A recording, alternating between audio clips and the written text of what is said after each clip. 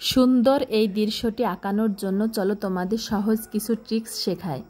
প্রথমেই আমরা এই আর্ট পেপারকে মাঝখান থেকে একটা দাগ টেনে দুই অংশে ভাগ করে নেব এবং এইটা অত্যন্ত জরুরি।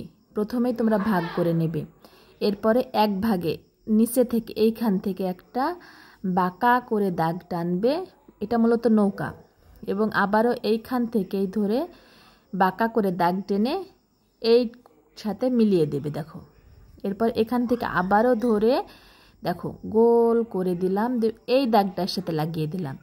এরপর এই গোলের মাথায় থেকে সোজা টেনে আবারও বাঁকা করে এই দাগের সাথে লাগিয়ে দিলাম। এটার মতন এটাও আমরা লাগিয়ে দিলাম। দেখো আমাদের একটা নৌকা শেপ চলে আসলো।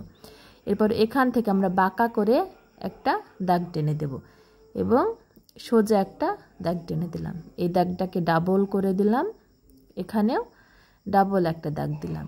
এরপরে পুরো নৌকাতেই আমরা ডাবল করে দাগ টেনে দেব। দেখো নৌকাটা কত সুন্দর এবং সহজ কৌশলে হয়ে গেল। প্রথমে আর্ট পেপারকে দুই ভাগে ভাগ করবে এবং নিচে একটা বড় নৌকা আর্ট করবে দৃশ্যের শুরুতেই। দেখো আমার নৌকার কাজটা কমপ্লিট, এবং এরপরে আমরা এই যে ছয়ের কাজটা কমপ্লিট করব। চিকন চিকন করে দাগ টেনে নেব। প্রথমেই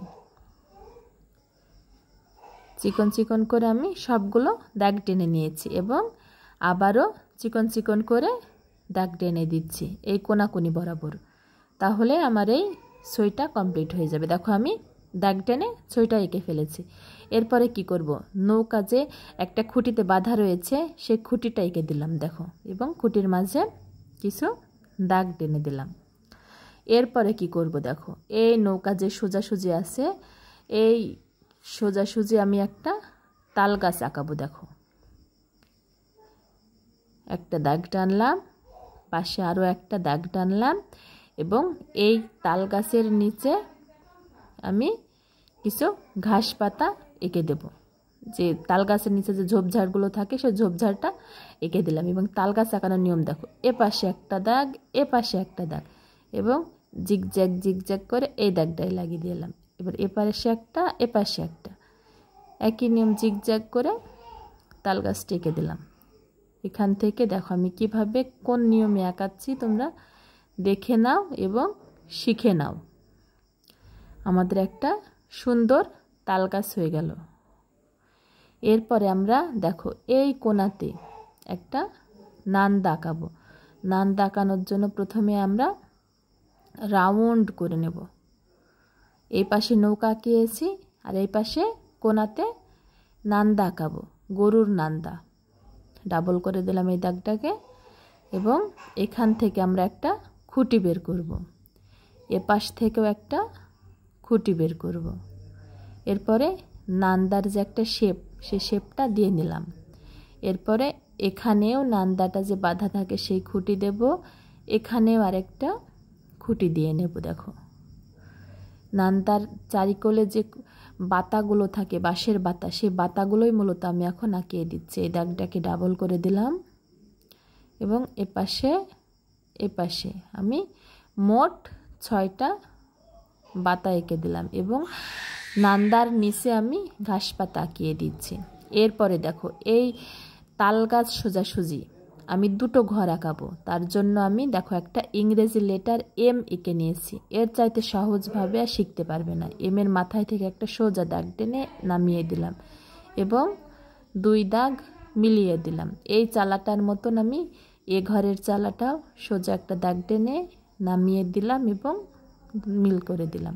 এখন এই দুটো দাগ আমি ডাবল করে দেব। দেখো এই দুটো দাগ ডাবল হয়ে গেল এবং এখান থেকে আমি দুটো খুঁটি বের করব, সমান দুটো খুঁটি, এবং এখান থেকে একটা খুঁটি বের করব, সবচাইতে বড় খুঁটি। এখান থেকে অনুরূপভাবে সবচাইতে বড় খুঁটিটা বের করব। এই খুঁটি আর এই খুঁটি সমান হবে, আর এটা সমান হবে, আর এই পাশের খুঁটিটা আর এই পাশের খুঁটিটা সমান হবে। দেখো কত সহজেই দুটো ঘর হয়ে গেল। এখন আমি দুটো ঘরেরই খুঁটিগুলো দাগ টেনে মিলিয়ে দেব। দেখো সহজেই হয়ে গেল 2টা ঘর শুধুমাত্র এম দিয়ে। এখন দরজা এবং জানালা আঁকালে ঘর কমপ্লিট হয়ে যাবে। তার আগে আমি ঘরের নিচে চিকন করে দাগ টেনে ধারিটা এঁকে দিচ্ছি। এরপরে জানালা এবং দরজা আঁকানোর পালা। জানালাটা এঁকে দিলাম, এপাশেরও জানালাটা এঁকে দিলাম। এরপরে দরজা দুটো আঁকাবো ঘরের। তোমরা চাইলে সহজেই এভাবেই দৃশ্য আর্ট করতে পারবে।